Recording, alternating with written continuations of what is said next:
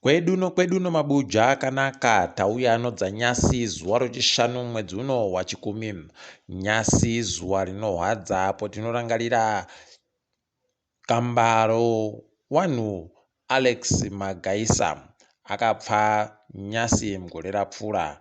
Idi mweya wache urambe wakazorora murugare, asi mabasa yache aiwa tinoramba tichindoyarangarira anga anoseza anouyani kwai aisenzesa iyo bhero kunyora achiita sopfuti chaiyo chigwagwagwa zvokutoita kunge tainda musango chaimo.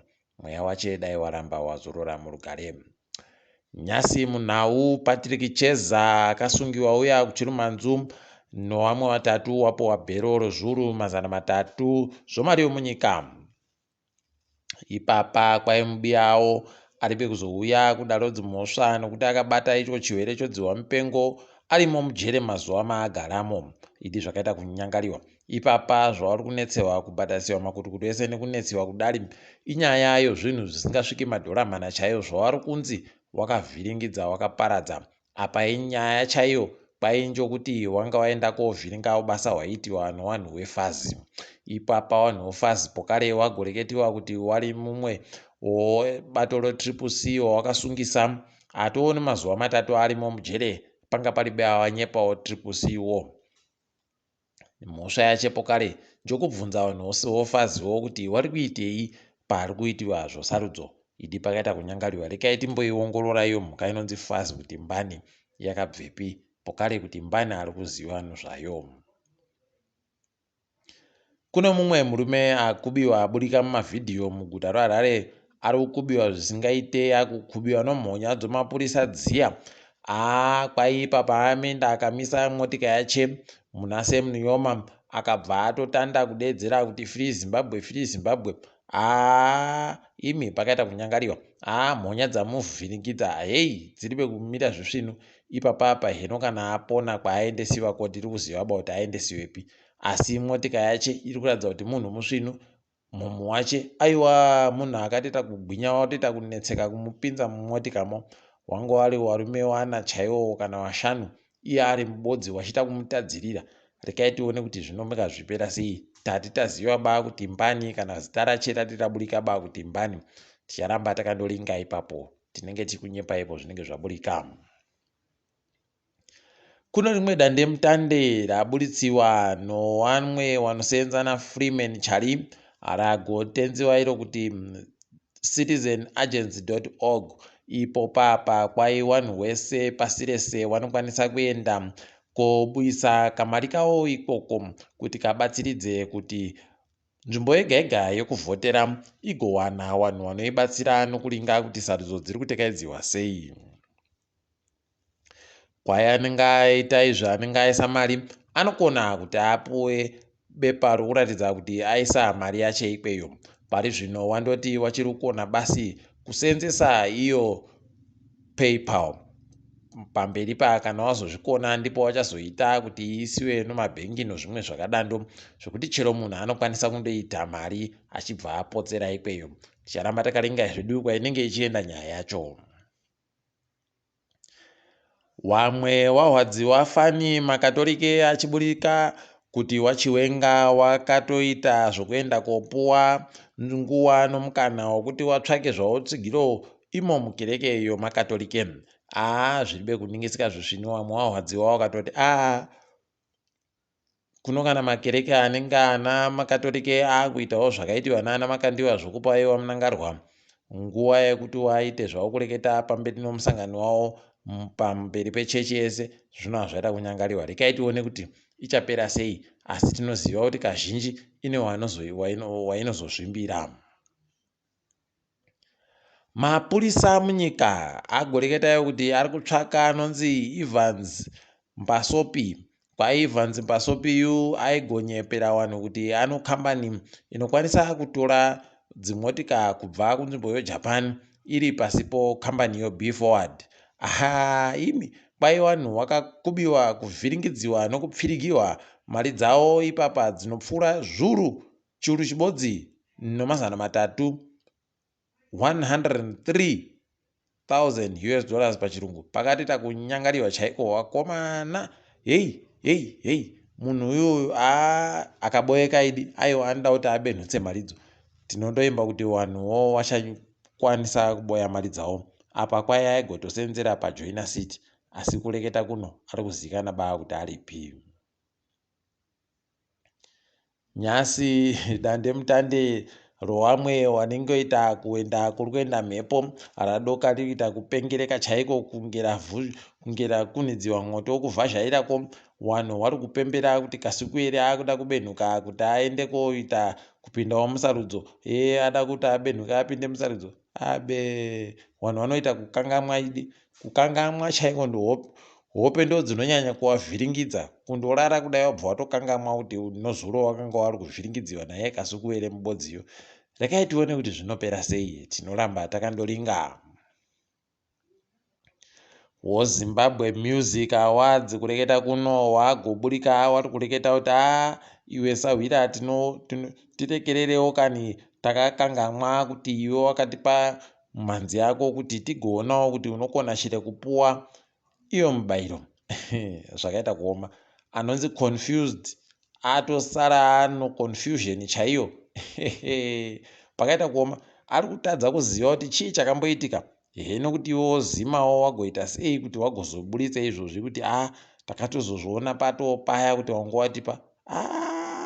Pakashanda chanja chopfeni apa. Rekai tione kuti zvinopera mushechere kana kuti achatoti ndoda kubhadhawo. Ticharamba takandoringa. Kubva gore rapfuura pakabvumidziwa noChina kuti nyika yedu ichakona kuendesawo michero yakaita somaranjisi nomaremani. Ipapa tiri kufara kuti kwai izvezvi woChinawo wagoreketa kuti kune mapurazi anoita 10 anokwanisa kuendesa michero yawo kunzvimbo yoChina. Mapurazi mana yacho ari kuBeitbridge, 3 ari kuMazoe, 2 ari kuBeatrice, ribodzi riri kwazvimba neribodzi riri kuMakoni. Aiwa toramba tichiti zvakanaka izvi. Pokare wabva wati dzimwe dzimba 6 dzokuti wanhu warongedzere maranjisi kuti azoendesiwe kwaanenge ari kuendako dzakukwanisa kuti dzinge dzichiita basa iri. Tikuramba tichizvitenda tichiti makorokoto tichagozoziva kana paitika zviri nani zvinopfuura izvozvi. WoZambezi River Authority wagoburika iwo wari kureketa kuti dhamu rokaribha izvezvi rino mvura inosvika zvikamu 30 kubva muzana 30% pachirungu.